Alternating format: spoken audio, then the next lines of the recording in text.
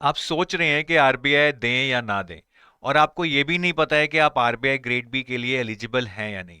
RBI में जो eligibility है वो दो पैरामीटर्स पे कंसिडर की जा सकती है। एक तो है एज और दूसरा है एजुकेशनल क्वालिफिकेशन।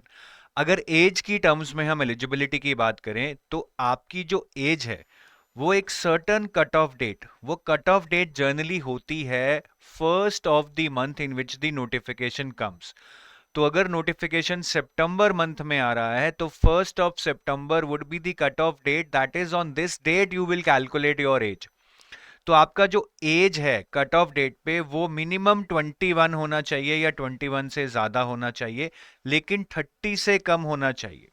आप 30 के ऑलरेडी हैं तो आप एलिजिबल नहीं हैं।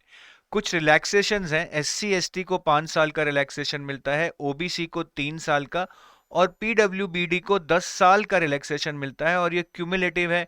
अगर आप पीडब्ल्यूबीडी के साथ एससी एसटी हैं तो आपको 10 प्लस 5 15 ईयर्स का मिलेगा।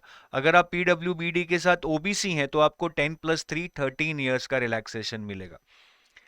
नेक्स्ट हम आते हैं eligibility in terms of educational qualification. तो एजुकेशनल क्वालिफिकेशन भी एक कट ऑफ डेट पे ही डिसाइड की जाती है। वो कट ऑफ डेट इस केस में भी first of the month in which notification comes is the cut off date जब आपके पास ये एजुकेशनल क्वालिफिकेशन होनी चाहिए।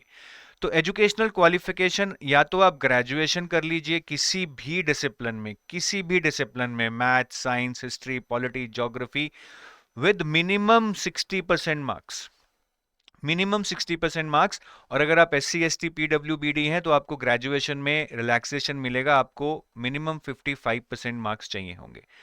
और this is optional, this is और post graduation with minimum 55% marks, ये ऑप्शनल है। तो किसी के अगर ग्रेजुएशन में 60% नहीं है, वो पोस्ट ग्रेजुएशन किए हुए है, देन ही will have the option to be eligible on the basis of post graduation also.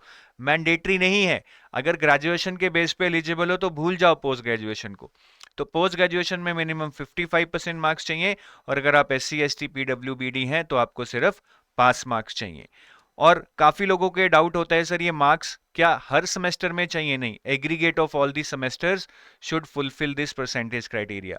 Final year students eligible नहीं है भाई, सुन लो, क्योंकि अगर आप कट ऑफ डेट पे एग्जाम पास कर कर मार्क्स नहीं आपको पता है आपके कितने हैं तो आप एलिजिबल नहीं हो।